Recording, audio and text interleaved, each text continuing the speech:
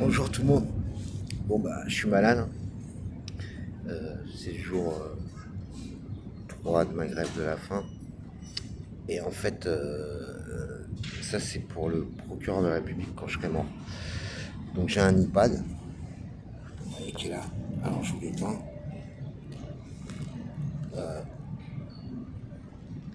J'espère qu'on voit bien tout. Ouais, je vois le reflet. Donc pour l'allumer, il faut faire 6 fois la touche espace. 1, 2, 3, 4, 5, 6. Et dans mon iPad, il y a un truc qui s'appelle NoteJoy. Donc vous faites note, pardon, vous faites note. Merde, pardon. Note. Joy. Et là, j'ai tout rangé. Il y a tous les emails, tout ce qui prouve cette escroquerie, quoi. Donc, si vous cliquez sur un lien, j'explique tout pour pas que vous ayez à tout chercher. Et là, vous allez avoir les emails auxquels je fais référence. Et il y a toutes les preuves de cette escroquerie en bande organisée. Donc, voilà. Moi, ce que la PAF m'avait pas conseillé, m'avait carrément dit d'aller voir directement le procureur de la République. Mais non, pour l'instant, moi, je veux savoir jusqu'à où ma soeur est prête à aller pour de l'argent, quoi. Parce que, Véronique, si t'avais un problème avec moi,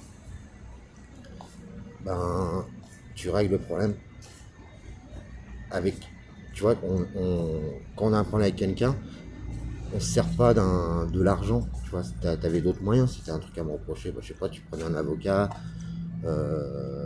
t'avais pas besoin de voler tout, t'avais pas besoin d'essayer de me foutre dans une situation de me faire crever, quoi, tu vois. Donc je sais pas qu'est-ce qui te motive tellement de haine, mais si t'as de la haine, je sais pas, enfin je sais pas, je pense que tu devrais vraiment un jour te regarder dans une glace et puis et écouter la chanson d'Arcave qui s'appelle Fuck You, tu vois. Parce que parce que c'est pas comme ça qu'on fait dans la vie, quoi. Tu vois, si moi par exemple, tu vois, j'ai eu un problème avec les parents et j'ai fait que essayer d'arranger ce problème. Pendant que toi, et maman, vous fermiez les yeux pour un peu d'argent. Par exemple, c'est moi qui ai trouvé le secret de papa. C'est le secret qu'il y a le frère Édouard, le même nom que moi, qui l'a tué. Personne ne le savait. Hein. Le mec, il a vécu avec son secret caché là et ça vient de lui faire mal. Et moi, j'adorais mon père, tu vois. Mais mon père, il a été bousillé par sa femme et sa fille. Tu vois. Parce que mon père, fallait le soigner. Il fallait pas le laisser dans son délire. Et quand le jour, vous êtes toi... Et le jour... Mais là, j'ai cru que j'allais vous gerber. C'est le jour où, après son cancer, moi, j'avais prévenu maman que papa allait devenir fou. Si on lui enlevait la moitié d'un poumon. Hein. Et j'ai dit, il faut que papa aille voir un docteur. Parce que sinon, il faut qu'il aille voir un psychiatre. Parce que sinon, il va péter un câble. Et un an après, j'arrive à Montauroux. Et le premier jour où j'arrive, je me lève le matin. Qu'est-ce que je vois? Ma mère en larmes. Et toi à côté, bien sûr, toujours la tête baissée. Qui dit, ma mère me dit, Edouard, tu veux parler à papa? Il arrête pas de me frapper. Et moi, je vous regarde et je suis là, mais putain, vous avez rien à foutre toute ma vie que je me fasse frapper. Je vous dis qu'il va péter un câble. Et vous avez rien fait. Hein?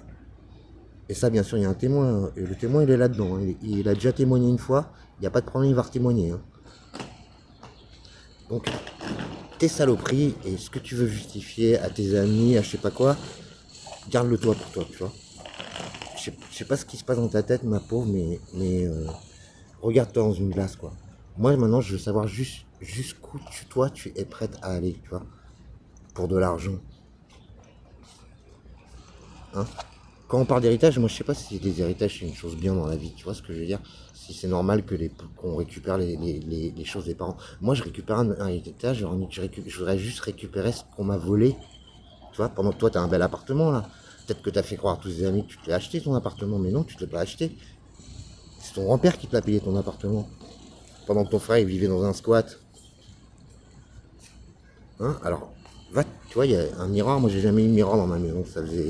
Ça énervait tous les gens qui me suivent parce que je supporte pas d'avoir... voilà. Mais toi, tu dois bien avoir des miroirs. Alors, tu te fous devant un miroir, puis tu te regardes.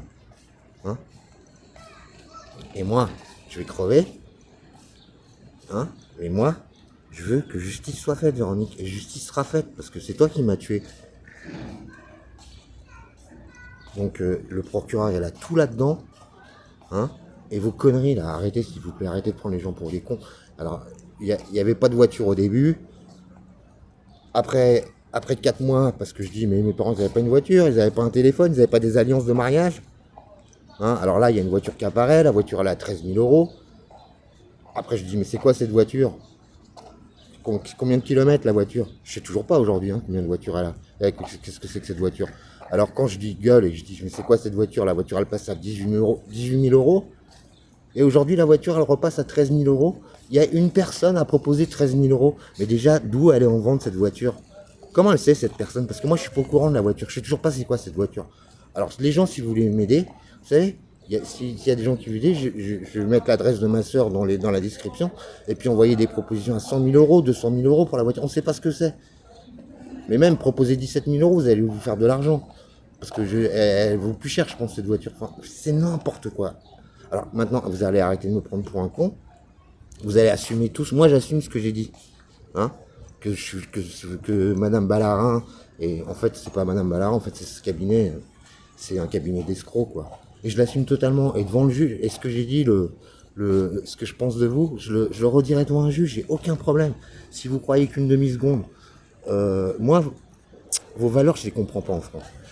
J'avais qu'un rêve, c'est de me casser le plus vite possible, tu vois, de ce pays. Je ne comprends pas vos valeurs. Moi, j'étais dans un pays avec d'autres valeurs, et j'adorais ce pays-là. Je suis ici parce que j'ai pas eu le choix. Mais enfin bon. Tu me fais gerber, Véronique. Tu sais quoi? Alors, t'as peut-être eu des boules parce que je t'ai dit que depuis 5 ans, j'avais plus rien pour toi. Mais c'est la vérité, Véronique. Qu'est-ce que tu veux comment tu veux que quelqu'un respecte quelqu'un qui en a rien à foutre de voir son frère se faire tabasser, qui nie tout, hein? Et puis les amis des parents là, vous m'avez tous vu une fois me faire battre par mon père, tous vu une fois me faire battre. Mais vous peut-être que, alors les plus gentils d'entre vous devaient se dire, oh ben ça arrive, je suis là qu'une fois par mois, donc ça arrive une fois de temps en temps. Mais non, mais c'était tout le temps. On m'appelait le hasard à la maison. Et avant on m'appelait Pijanabat Yedvart. Moi quand j'étais petit, putain c'est ce que c'est, Pijanabat Yedvart. Quand j'étais petit, un jour on se balade avec maman. On est à place à Villiers là. Hein, et puis elle rencontre un vieil ami de Lugab. Lugab c'est un centre d'Arméniens, tu vois, qu'elle avait pas vu depuis des années. Le mec savait même pas qu'elle avait un enfant. Et le mec c'est un Arménien, et moi je suis tout petit, je dois avoir 5 ans. Et le mec il me dit, comment tu t'appelles? Et moi je dis, Pijanabat Yedvart. Et là le mec il regarde ma mère. Il est comme ça, il regarde ma mère elle devient toute rouge. Il me regarde, il me dit, tu sais ce que tu viens de me dire? Tu viens de me dire que ton nom c'est espèce d'imbécile d'Edouard. Et moi je croyais que c'était ça mon nom. Le mec il a regardé ma mère et il s'est cassé quoi. Et après on m'a changé, on m'a appelé le hasard. Tu crois pas que ça fait des ravages? Et Maître Cellard, hein, moi dans ma vie j'ai réussi. Vous savez, j'ai joué avec Nina Hagen, les mecs de T-Rex, quand j'étais en mon squat, c'est grâce à T-Rex, le groupe T-Rex, que j'ai pu avoir mon matériel de musique, tout ça. Et je suis pas un junkie, parce que si vous pensez qu'on peut aller dans un studio d'enregistrement et même fumer un pétard, quand on fume un pétard, ça réduit notre spectre sonore. Vous croyez qu'on peut mixer un album j'ai dû faire 100 albums dans ma vie, vous croyez qu'on peut mixer un album si on n'entend rien? Et j'ai de la chance, parce que j'aurais pu être un serial killer. Alors ouais, j'ai fumé des pétards dans ma vie, et j'ai pris d'autres trucs. Mais moi, j'ai jamais rien fait de mal comme vous dans ma vie. Alors là, il y a tout un dossier là pour le juge, pour le procureur. Et puis moi, je serais mort, mais moi, je m'en branle, je veux la justice. Alors, vous voyez, vous comprenez ça? Je veux justice. Même si je suis mort, j'en ai rien à foutre. La vie, moi, j'en ai rien à branler. Enfin, Véronique, tu me fais gerber. Donc là, moi, il y a tout qui est là. Tue ton frère, si ça t'amuse. Tu vas avoir plein d'argent, et j'espère que tu kifferas avec ton argent. Hein, moi, j'avais prévu un cadeau pour Marie et pour Camille. Mon petit neveu que j'adore, et que... Parce que quand on fait un dilette, tu crois que c'est facile de faire un dilette? Tu crois que c'est facile d'amener tous les gens que t'aimes? Hein? Est-ce que j'ai appelé une fois pour demander de l'aide à quelqu'un en France? Jamais. Hein, si l'ambassade de France t'a appelé, il y a des emails là-dedans. Hein, je les ai engueulés, l'ambassade de France. J'ai dit, mais pourquoi vous avez appelé ma soeur? J'ai jamais appelé quelqu'un quand je suis dans la merde. J'ai assumé tout seul. J'ai jamais demandé de l'aide à qui que ce soit. Hein?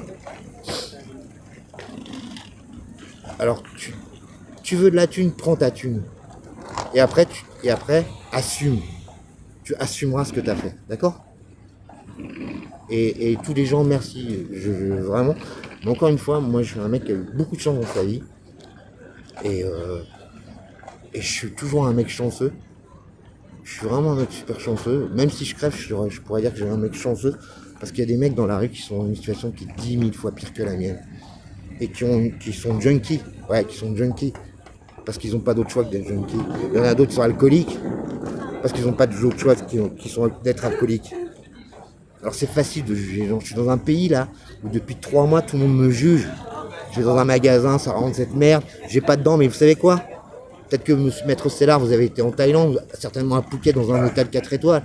Mais en Thaïlande, hein, à 60 balais, si vous trouvez des mecs qui ont toutes leurs dents, je parle de gens, pas les riches tailles, les gens, les normaux tailles. Hein, moi là-bas, personne n'était choqué par mes dents parce qu'à 60 balais, tout le monde a plus. Les mecs, ils ont plus de dents. Quand un mec il a un cancer, vous savez ce qu'on faisait dans mon petit seuil? Hein, on ouvrait toutes les portes parce qu'on peut pas le soigner. Et c'est bien comme ça. Moi, je pense qu'il y a trop de gens sur Terre. Kiffez votre vie quand vous êtes jeune, réalisez vos rêves et vous n'aurez pas besoin de vivre jusqu'à 100 ans.